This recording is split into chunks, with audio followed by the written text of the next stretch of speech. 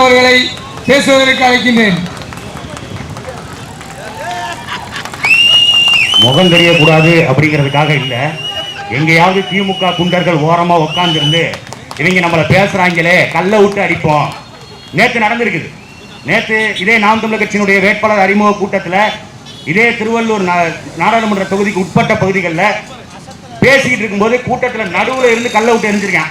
இப்ப கல்ல விட்டு எரிய ஹெல்மெட் போட்டிருக்கோம், எரி பார்ப்போம், பேசாம விட்டுருவோமா? உனக்கு பயந்து ஹெல்மெட் போடல. இது என்னன்னா உண்மையிலுமே இது பாதுகாப்பு. ஒன்னு சாலையில போகும்போது எமன்ட் இருந்து பாதுகாக்கும், மேடையில் நிற்கும் போது திமுகங்கிற எமன்ட் இருந்து நம்மளை பாதுகாக்கும். ரெண்டுத்துக்கும் இந்த ஹெல்மெட் தேவை. அதனால ஹெல்மெட்டை பயன்படுத்துங்க. கூட்டத்தில் உட்கார்ந்து இருக்கவங்களும் நீ ஹெல்மெட் போட்டு உட்காருவோம். நீ என்ன பண்ண முடியுமோ பண்ணு. திமுக வண்டவாளத்தை தண்டவாளத்துல ஏத்தாம அந்த திமுகவின் அதிகாரத்தை சுக்குநூறா உடைக்காம நாங்க விட போறதில்லை. தெளிவா இருக்கும். குறுக்க மறுக்க உருவாங்க திமுக. சனாதனத்தை நாங்க தான் உடைப்போம். எங்க உடைப்ப சனாதனத்தை? உன் கட்சிக்குள்ள இருக்குல்ல சனாதனம். உன் கட்சிக்குள்ள ஒரு வேட்பாளர், நாடாளுமன்ற வேட்பாளர் தாழ்த்தப்பட்டவர் என்பதற்காக நீங்க கீழே அமர வச்சீங்களா மேடைக்கு கீழே, அது சனாதனம் இல்லையா? அது நீங்க சனாதனத்தை ஆதரிக்கிறது இல்லையா? பொய் பேசுவான். இதே எங்க அண்ணன் திருமாவளவன் இப்ப கேட்டார்லங்க, இப்ப கேட்டார்ல 2 தனி தொகுதி, ஒரு பொது தொகுதி கொடுங்கன்னு கேட்டார்ல. கடைசி வரை பொது தொகுதி உனக்கு கொடுக்க முடியாதுன்னு திமுக விடாப்புடியா நிக்குதுன்னா இது சனாதனமா இல்லையா? எங்க அண்ணன் திருமாவளவன் ஐயா கலைஞர் கருணாநிதி இருக்கும் பொழுது இதே மாதிரி பொது தொகுதி கொடுங்கன்னு கேட்டார். அன்னைக்கு கலைஞர் கருணாநிதி பொது தொகுதிக்கெல்லாம் நீ ஆசைப்படலாமா, தப்பு இல்லையா அப்படின்னு அன்னைக்கு கலைஞர் கருணாநிதி கேட்டார். அதை நான் சொல்லல, எங்க அண்ணன் வன்னியரசு தான் சொன்னாரு. என் மேல வழக்கதும் போட்டுறாதீங்க. எங்க அண்ணன் வன்னியரசு தான் சொன்னாரு. அவர் வீச்சுக்கால இன்னமும் இருக்கிறாரு, துணை பொதுச் செயலாளர். அவர் தான் சொன்னார் பொது தொகுதிக்கெல்லாம் நீங்க ஆசைப்படலாமான்னு கலைஞர் கருணாநிதி என்னை பார்த்து கேட்டாரு அப்படின்னு நியூஸ் 7 தொலைக்காட்சிக்கு கொடுத்த பேட்டியில விவாதத்துல அது இருக்கு. அன்னைக்கு கலைஞர் கருணாநிதி சொன்னதுக்கும் இன்னைக்கு ஐயா ஸ்டாலின் பொது தொகுதியே கொடுக்காமல் ஏமாத்துறதுக்கும் ரெண்டுத்துக்கும் என்ன மாறுபாடு? சனாதனத்தை ஒழிப்போம்னா அப்படி ஒழிக்க கூடாது. நாங்க சொல்றோம், நாங்க நிறுத்துறோம். 5 தனி தொகுதி அவங்களுக்கு தான். இது இல்லாம 2 பொது தொகுதியில நாங்க அவர்களை நிறுத்தணும். நாங்கள் நாம் தமிழர் கட்சி வேட்பாளர் களத்தில் நிறுத்திட்டோம். இதுதான் சனாதன ஒழிப்பு. ஆதி தமிழர்களை நாங்கள் பொது தொகுதியில நிறுத்துவோம். ஓட்டு போட்டா போடு, போராட்டி போனா போ. சொல்றதுக்கு பேசுறதுக்கு தைரியம் இல்ல. திமுக பேசுமா? பேச மாட்டான். ஏன்னா அடுத்து எதிர்க்க சாதியில இருக்க ஓட்டு போட மாட்டான். இந்த சாதியை வச்சு நீ என்னதான் பண்ணுவ? சாதியை வைத்து சண்டைகள் போடுவது. அதுல சாதி கட்சிகள், பல சாதி கட்சிகள் இதே திமுக பேசும் சாதியை ஒழிக்கணும், சமூக ரீதியை நிலைநாட்டணும். ஆனா சாதி கட்சிக்கு 2 சீட்டு 3 சீட்டு. நீ ஏன் கொடுக்குற? அதை சாதி கட்சி என்று தெரிந்து ஏன் கொடுக்குற? சாதியை வளர்ப்பது திமுக, இன்னொரு பக்கம் சாதியை வளர்ப்பது அதிமுக. இப்ப பாஜக வளர்த்துட்டு இருக்கு. 3 பேரும் சேர்ந்து இந்தியாவில் சாதிகளை வளர்க்கணும், சனாதனத்தை வளர்க்கணும். இதுதான். வேற ஏதாவது பொருளாதார வளர்ச்சி, இங்க பொருளாதார மேம்பாடு. வெளிநாடுகளுக்கு போவான். இங்க இருந்து ஐயா மோடி போவார், வெளிநாடுகளுக்கு சுற்றுலா போவார். போயிட்டு அங்க ஒரு 2000 கோடி முதலீடு வந்துருச்சுங்க, அங்க ஒரு 5000 கோடி முதலீடு வந்துருச்சுங்க மோடி. இவர் நம்ம முக ஸ்டாலின் இவர் போவார், துபாய்க்கு போவார், குடும்பத்தோட கோராளிக்கையில வாங்க போயிட்டு அங்க இருந்து வரும்போது 6000 கோடி நான் சொல்லிட்டு வந்துட்டேன், போட்டு வாங்க, நாளைக்கு வந்துடும். அப்புறம் இங்கிட்டு சிங்கப்பூர், மலேசியா போனா அங்க இருந்து ஒரு 3000 கோடி வந்துருங்க, அது வந்துடும். அப்புறம் இங்கிட்டு போவார் ஜெர்மனிக்கு, அங்க ஒரு 3000 கோடி 4000 கோடி. இதுவரைக்கும் 1 கோடி கூட இங்க வந்ததுக்கான எந்த ஆதாரமுமே இதுவரை எந்த ஆதாரமும் இல்லை. நீங்க வெள்ளை அறிக்கை கொடுங்க.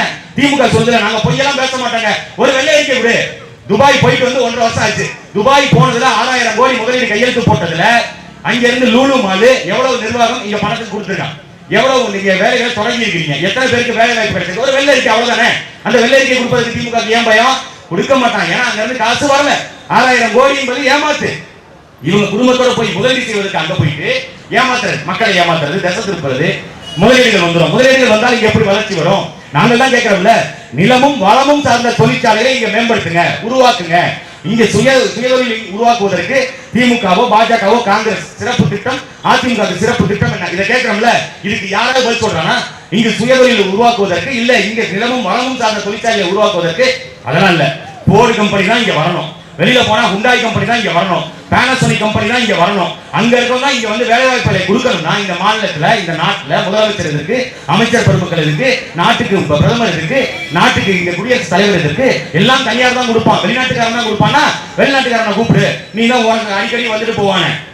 இந்த ஒருத்தன் ஜார்ஜ் புஷ்னு ஒருத்தன், அப்புறம் இந்த பேர் என்ன, ட்ரம்ப், அவனை கூப்பிடு. வெளிநாட்டுக்காரன் நல்ல வேலை வாய்ப்பு கொடுப்பான். அவன் நாட்டை எழுதி கொடுத்துட்டு போயிரு. இல்ல இந்த நாட்டில் 2 பேர் முதலாளிகள் இருக்காங்க, அம்பானி அதானி, அவன் நாட்டை எழுதி கொடுத்துருங்களேன். தனியார் தான் இங்க எல்லாமே கொடுக்கும். பள்ளி கல்வி தனியார், மருத்துவம் தனியார், இங்க இருக்கிற சாலை தனியார், போக்குவரத்து தனியார், விமான நிலையம் தனியார், விமானங்கள் தனியார், ரயில்வே தனியார், ரயில்வேயை மேம்படுத்துவதற்கு பராமரிப்பது அதுவும் தனியார், கப்பல் ஓட்டுறது தனியார், கப்பலை பராமரிக்கிறது தனியார். எல்லாத்தையும் தனியார் கொடுத்துட்டா அரசுக்கு என்ன வேலை? அரசியலுக்கு எல்லாத்தையும் தனியார் கொடுத்துட்டு போயிடலாமே. கேட்டா நீங்க சொல்லுவாங்க நாட்டினுடைய பொருளாதாரத்தை மேம்படுத்துவதற்கு 8 வழிச்சாலை திட்டங்கள் போன்ற பெரிய சாலை திட்டங்கள் தேவை. ஏற்கனவே 4 வழிச்சாலை திட்டம் இருக்குல்ல, இந்த 4 வழிச்சாலை திட்டத்துல அது பாதி பொருளாதாரம் இந்தியாவில் இருந்திருக்கணும்ல, தமிழ்நாட்டில் இருந்திருக்கணும்ல, இல்ல. ஆனா 8 வழிச்சாலை வேண்டும். அதே மாதிரி விமான நிலைய விரிவாக்கம், பரந்தூர் விமான நிலையம் வந்துட்டா நாடு வல்லரசு ஆயிரும். அதுல 16 விமான நிலையங்களுக்கு இன்னைக்கு ஐயா நாட்டின் பிரதமர் மோடி அடிக்கல் நாட்டியிருக்காரு. சரி, 16 விமான நிலையங்களுக்கு இன்னைக்கு அடிக்கல் நாட்டியிருக்காரு. 12 விமான நிலையங்கள் ஏற்கனவே கட்டினத இன்னைக்கு திறந்து வச்சிருக்காரு. எல்லாம் தெரியலையா? உன்கிட்ட சொந்தமா ஒரு வண்டி இருக்கா? இந்திய அரசாங்கத்துக்கு சொந்தமா ஒரே ஒரு விமானம், இது இந்திய அரசாங்கத்தினுடைய விமானம் ஏதாவது ஒண்ணு இருக்கா? ஒண்ணு கிடையாது. அரசாங்கத்துக்கு சொந்தமா விமானமே இல்லாதப்ப அப்ப விமான நிலையம் இருக்கு, பன்னாட்டு முதலாளிகள் வாழ்றது. இதைத்தான் நாங்க மாத்தணும்னு கேட்கிறோம். இதைத்தான் தெரிஞ்சிருவா நாங்க பேசிட்டு இருக்கோம். இன்னைக்கு அதை மாத்துறதுக்கு, அதாவது பிஜேபிக்கும் திமுகவுக்கும் சண்டை, பிஜேபி பழி வாங்குது. நாங்க சொன்னோம் எங்க சின்னத்தை புடிங்கிட்டாங்க, பழி வாங்குறாங்க. அதுக்கு நிறைய பேர் ஊடகத்தில் உட்காந்துட்டு இல்லைங்க இவங்க தவற விட்டுட்டாங்க. நாங்க தவறெல்லாம் விடல. விவசாயி எங்கேயும் போயிட மாட்டான். விவசாயி சின்னத்துல விட எங்க எண்ணத்துல இருக்கான். விவசாயி என்னைக்கு எங்க கூட தான் நிற்பான். நாங்க அதுல தெளிவா இருக்கிறோம். இப்ப நீ விவசாய சின்னத்தை கொடுத்தா நாங்க 10, 12%, 14% நிற்போம். நீ விவசாய சின்னத்தை கொடுக்கலன்னா 20% தாண்டுவோம். நாடாளுமன்ற படிக்கட்டு நாங்க ஏறுவோம். நீ என்ன பண்றேன்னு பாப்போமே. மக்கள் தெளிவா இருக்கான். அவன் சிந்திக்கான். நான் கட்சி அவன் சரியா தானப்பா பேசுறாங்க. அவங்க நல்லா வளர்ந்து வர்றாங்க. எதனால அவங்க சின்னத்தை புடுங்கணும்? மக்களுக்கு அந்த கேள்வி வருது. மக்கள் அதை உற்று நோக்கிறான். ஊடகத்துல எல்லாரும் பேசுறான். முன்னாடி எல்லாம் அண்ணன் சீமானுடைய செய்திகளோ, நாம் தமிழ் செய்திகளையோ ஒரு மிகப்பெரிய போராட்டமே நடக்கும். ஒரு துண்டு சீட்ல இந்த துண்டு போட்டு வச்சிருப்பான் ஒரு ஓரத்துல. ஆனா இன்னைக்கு ஒரே நாளிதழ்ல 3 பக்கத்துக்கு 3 இடத்துல நாம் தமிழ் கட்சியும் அண்ணன் சீமானையும் பேச வேண்டிய சூழ்நிலைக்கு நாங்க கொண்டு வந்து நிறுத்தி இருக்கிறோம். இது இன்னும் 30 பக்கத்துக்கு எழுதுற மாதிரி இருக்கும். நாடெங்கும் நாங்க போய் பேசுவோம். இந்த சின்னம் விவசாய சின்னம் கிடைக்கல, வேற சின்னம் கொடுப்பாங்க. சின்னத்தை கொண்டு போய் நாங்க மக்கள்கிட்ட சொல்லிட முடியும். எங்கள் எண்ணத்தை நாங்கள் அவர்கள்ட்ட இந்த 13 ஆண்டுகளமா வச்சுட்டு வர்றோம். அதுல பின்தொடர்ந்து வந்தவங்க தான் 30 லட்சம் பேர். அது கொஞ்சம் கொஞ்சமா ஏறுங்கிற பயத்துல சின்னத்தை புடுங்கிட்டா இவங்க பயந்துருவாங்க, சின்னத்தை புடுங்கிட்டா அவங்க உட்காந்துருவாங்க. சின்னத்தை புடுங்கினா வீட்டுல போய் உட்காந்து முக்காடு போட்டு அழுவதுக்கு நாங்க எடப்பாடி பழனிசாமி கிடையாது. சின்னத்தை புடுங்கிட்டா என்ன பண்றதுன்னு தெரியாம எங்கிட்டாவது ஓடி போய் ஒளிஞ்சுக்கிற ஐயா உதயநிதி ஸ்டாலின் போன்ற ஆட்கள் கிடையாது. நாங்க எங்கள் தலைவர் பிரபாகரனை பார்த்து வளர்ந்து வந்தவங்க. நீ சின்னத்தை புடுங்கு, நீ கட்சி ஏதாவது தடை பண்ணணும் பேசி, நீ என்ன பண்ணாலும் சரி நாங்க தெளிவா இருக்கோம். காலத்தில் பாஜகவை தோல்விப்போம், காலத்துல திமுகவை விரட்டி அடிப்போம். இதுல மாற்றுக்கட்டே இல்ல. இந்த தொகுதியில திருவள்ளூர் நாடாளுமன்ற தொகுதியில வேட்பாளராக நிறுத்திருக்கக்கூடிய அண்ணன் ஜெகதீஷ் சந்தர் அவர்களுக்கு எந்த சின்னமா இருந்தாலும் நீங்க வாக்களிக்கணும். வேற வழி கிடையாது. ஏன்னா எங்களுக்கு ஊடக பலம் கிடையாது, எங்களுக்கு பணம் காசு கிடையாது. அதே மாதிரி குவாட்டர், கோழி பிரியாணி, 6 மாடு, தோல் கொப்பட்டா இப்ப இலவசம் கொடுத்து எங்களால ஓட்டு கேட்க முடியாது. ஏன்னா நாங்க உங்க இடத்துல இருந்து வந்தவங்க. நீங்களே பிச்சைக்காரன், உங்க இருந்து பிச்சை எடுக்கிற பிச்சைக்காரர்கள் நாங்க, அதெல்லாம் பிச்சைக்காரர்கள். நாங்க போய் உங்களுக்கு வாக்குக்கு காசெல்லாம் கொடுக்க முடியாது. திமுக கொடுப்பாங்க, வாங்கிக்க, தயவு செய்து வாங்கிக்க. 1000 கொடுத்தா 2000 ரூபாய்க்கு ஒரு ஓட்டுக்கு 2000 ரூபாய். நீ பண்ண நாடகத்துக்கு 39 பேருக்கு நான் ஏற்கனவே ஓட்டு போட்டு அனுப்பியிருக்கேன். 1 ரூபாய் வேணாமா? கொடுத்தா வாங்கிக்கங்க, தயவு செய்து வாங்கிக்கங்க. திமுக கொடுக்கும், கொடுக்காம இருக்க போறதில்லை. இப்ப நம்ம சொன்னதுனால தேர்தல் ஆணையம் வந்து உடனடியாக நடவடிக்கை எடுத்து 1000 ரூபாய் இங்க கொடுக்குறாங்க. இவங்க என்ன தெரியுமா பண்ணுவாங்க? கொரோனா காலகட்டத்தில் எல்லாரும் பார்த்துருப்பீங்க.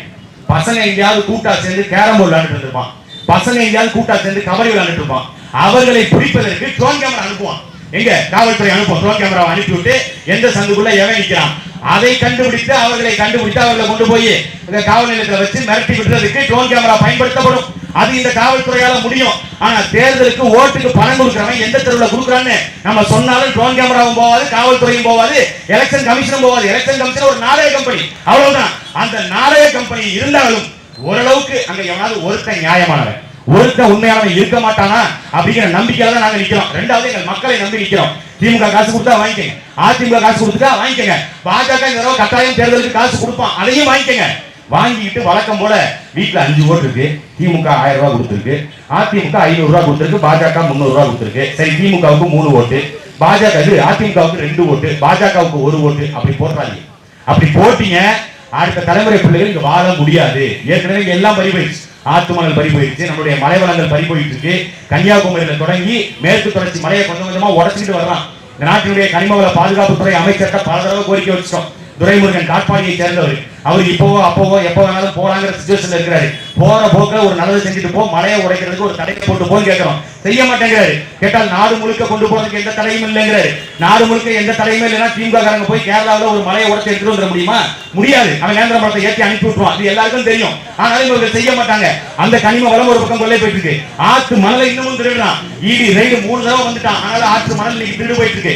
கனிம வள கொள்ளை கல்குவாரிங்கிற பேர்ல எங்களுடைய நிலத்துக்கு கீழே இருக்கக்கூடிய மலையை பாறைகளை உடைச்சு வெளிநாடுகளுக்கு வெளி மாநிலங்களுக்கு ஏற்றுமதி செஞ்சுட்டு இருக்கான். இங்க குடிநீர் இல்ல. மக்கள் இங்க குடிநீர் தட்டுப்பாடு ஏற்படுது. பெங்களூர்ல தட்டுப்பாடு போட்டுருக்கான். கை கழுவுறதுக்கு தடை இருக்கான். குடிக்கிற தண்ணியில கை கழுவ கூடாதுன்னு பெங்களூர்ல தடை போட்டான். நாளைக்கு தமிழ்நாட்டுக்கு அந்த தடை வருவதற்கு எவ்வளவு நேரம் ஆகும்? இது சீக்கிரம் நடக்கும். அடுத்த தலைமுறை பிள்ளைகள் இங்க குடிநீருக்கு கூட வழி இல்லாம, காற்றுக்கு வழி இல்லாம, மழைக்கு வழி இல்லாம நடு ரோட்ல நிர்கதியா நிற்பான். நாளைக்கு தமிழ்நாட்டை பாலைவனமாக மாற்றுவான். நீ இங்க இருந்து எப்படி ஈழத்துல இருந்து அங்க இருந்து கிளம்பி வந்தமோ அது போல தமிழ்நாட்டுல இருந்து நம்ம சந்ததி வெளியில போயிடும். அப்படி போக கூடாதுன்னு நினைச்சா இது எல்லாத்தையும் மீட்பதற்கு மாநில உரிமை, மாநில தன்னாட்சி, தமிழர்களுடைய உரிமை, தமிழ்நாட்டினுடைய உரிமைகள், இதை மீட்டெடுப்பதற்கு கடைசி வாய்ப்பு. இந்த நாடாளுமன்ற தேர்தலில் எங்களுடைய நாடாளுமன்ற வேட்பாளர் அண்ணன் ஜெகதீஷ் சந்தர் அவர்களுக்கு எந்த சின்னமாக இருந்தாலும் அந்த சின்னத்தில் வாக்களிக்க வேண்டியது உங்களுடைய கடமை. கடமை. நீங்க இல்லங்க அதிமுக நல்லா வேலை செய்யுதுங்க அப்படின்னு நீங்க நினைச்சீங்கன்னா அதை விட ஒரு முட்டாள்தனம் எதுவுமே கிடையாது. இந்த கடைசி நம்ம சொல்லி ஆகணும். ஏன் தெரியுங்களா? இவ்வளவு நாள் இல்லாது இன்னைக்கு எடப்பாடி பழனிசாமிக்கு கோவம் வந்துருச்சு. ஆளுநரை போய் சந்திக்கிறாரு. இருக்கிற 4 சட்டமன்ற உறுப்பினர்களை கூட்டிட்டு நேரா போற ஆளுநர் மாளிகைக்கு. கடைசி போதை இங்கு இருக்கும் வரை நான் விட போவது இல்லை. டாஸ்மாக்ல விற்கிறது திருப்பதி போய் தீர்த்தமா? இல்ல அம்மையார் ஜெயலலிதா கர்நாடகத்தில் வாங்கி கொடுத்த தண்ணியை வந்து டாஸ்மாக்ல வித்துட்டு இருந்தியா? ஆட்சி அதிகாரத்துல கிட்டத்தட்ட 4 ஆண்டு காலம் எடப்பாடி பழனிசாமி இருந்தாரு. இன்னைக்கு 3 ஆண்டு காலம் திமுக ஆட்சியில் இருக்குது. டாஸ்மாக் கடையில இருக்கிறது போதை இல்லையா? அது போதை பொருள் இல்லையா? ஹெராயின், அபினு, இது மட்டும் தான், கஞ்சா மட்டும் தான் போதை பொருளா? இதுவும் போதை பொருள் தான். இதை தடை செய்வதற்கு அதிமுக இதுவரைக்கும் எடுத்த போராட்டம் எதுவும் இல்ல. இப்ப தேர்தல் வந்துச்சு. ஒரு 3 மாசமா தான் எடப்பாடி பழனிசாமி முகத்தை அடிக்கடி பார்க்க வேண்டியது இருக்கு. ஏன்னா இப்பதான் யாரோ அவர் எழுப்பி சொல்லியிருக்காங்க, ஐயா நீங்க தான் எதிர்கட்சி தலைவர், தமிழ்நாட்டில் அதிமுக வந்து கிட்டத்தட்ட 80 இடங்களுக்கு மேல ஜெயிச்சிருக்குது, அதனால நீங்க தாங்க எதிர்கட்சி தலைவர், தயவு செய்து வந்து பேசுங்க அப்படின்னு எவனோ கூப்பிட்டுருப்பான் போல.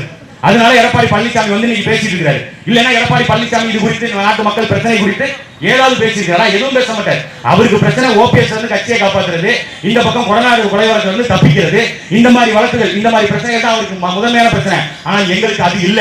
இந்த மக்களுடைய பிரச்சனை, இந்த மக்களுக்கான நீர்வளம், நிலவளம், கனிம வளம், காட்டு வளம், இதையெல்லாம் பாதுகாப்பது, தமிழர்களுக்கான உரிமையை மீட்டெடுப்பது, இப்படி பல கோடி கனவுகளோடு சேர்ந்து நாங்க நிக்கிறோம். உங்களை நம்பி நிக்கிறோம். இந்த தேர்தலை கைவிட்டாங்க. எங்கள் சின்னத்தை முடக்கி இருக்கிறான். இதுக்கு மேல எங்களை வலிமைப்படுத்தாம போனீங்கன்னா இந்த பாவம் உங்களையே தான் சாகும். மறக்காம வீடியோக்கு லைக் பண்ணுங்க, சப்ஸ்கிரைப் பண்ணுங்க. நன்றி.